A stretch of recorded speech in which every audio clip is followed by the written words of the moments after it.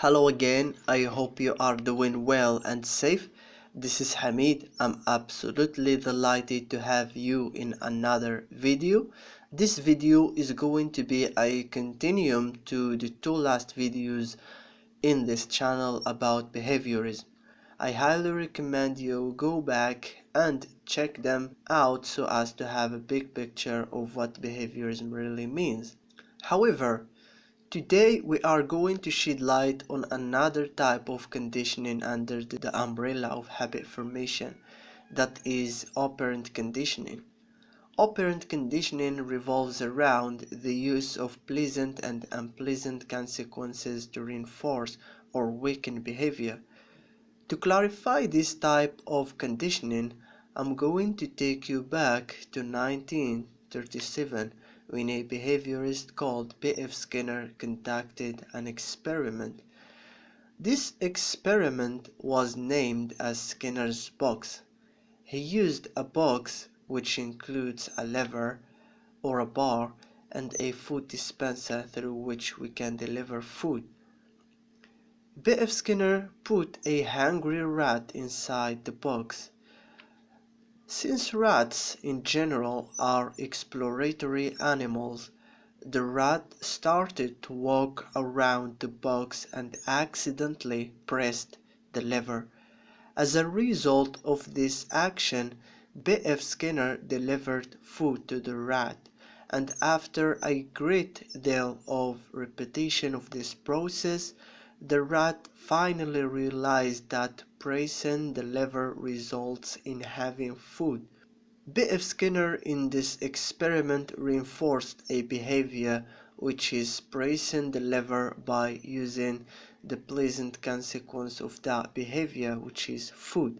So far, we are aware of how we can reinforce a behavior, but how can we weaken a certain behavior? B.F. Skinner suggested that unpleasant consequences weaken behavior. That means if the rat presses the lever and as a result gets an electric shock, it is unlikely to repeat that behavior as its consequence was unpleasant. The pleasant consequence of a behavior is called reinforcer, and the unpleasant consequence of a behavior is called punisher. Reinforcer stands for pleasant consequence that strengthens the frequency of behavior, like the example of food in the Skinner's box experiment. We can differentiate between two types of reinforcers: positive reinforcer and negative reinforcer. Positive reinforcer is basically any pleasant consequence of behavior. The implementation of positive reinforcer in actual classroom can take the form of tangible or touchable reinforcers such as toys, stickers, and other types of awards. Reinforcers can also be praises, verbal ones such as good job, I knew you could do it, excellent, or non-verbal ones such as praising gestures like this one or this one. Pay attention, gestures can have different meanings in different contexts. For example, this gesture in the Moroccan context means zero, and in another context, especially Western context, it means perfect. Attention as well can be a reinforcer. Grades and calling home also can be reinforcer. Let's move on to the second type of reinforcer, which is negative reinforcer. Negative reinforcer means the avoidance of unpleasant task or situation.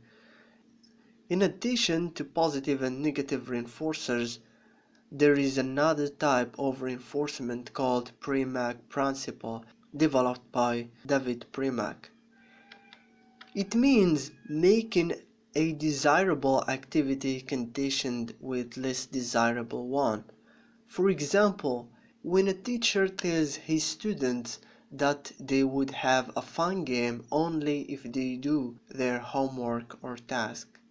In terms of the source of reinforcer, we can distinguish between two types of reinforcers: extrinsic and intrinsic reinforcers.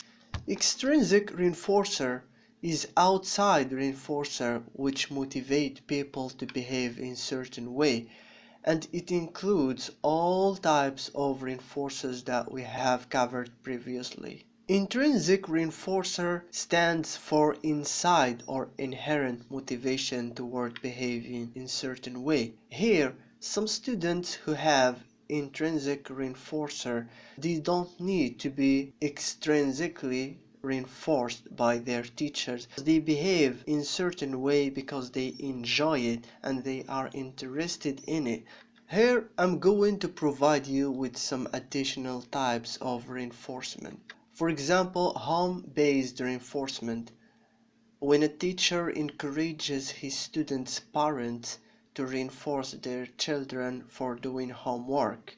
Also, self-reinforcement, and it occurs when a teacher encourages his students to reinforce themselves. For example, when you finish a task, do what you like.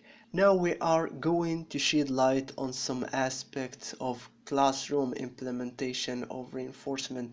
Okay, so there are some stages that any teacher should follow in order to reinforce his students correctly. The first stage is deciding what a behavior the teacher wants from his students. The second stage is telling students these behaviors or informing students about these behaviors. The third stage is reinforcing these behaviors once they occur. Here I'm going to provide you with an example of a behavior which can be reinforced. For example, raising hands. Here the teacher would like to reinforce a certain behavior. This behavior is raising hands before answering. The teacher must decide whether he wants students to answer before raising hands or not. So here the teacher decided which behavior he wants. Afterward, the teacher must tell the whole class what is the desirable behavior, and here the desirable behavior is raising hands before answering. If there is a student in classroom who answers without raising his hand, the teacher has to ignore this student and remind him time to time. And once he raises his hand, the teacher gives him the opportunity to answer. This reinforces the behavior of raising hands before answering. So this is an example of the stages of implementing reinforcement in classroom. Additionally, the teacher must deliver immediate feedback and reinforce good behaviors as soon as possible. For example, the teacher should not delay providing students with feedback and grades as well, so students can know how they perform in class. The teacher also must use all possible reinforcement strategies before even thinking of punishment. Thank you for watching and I hope you good luck.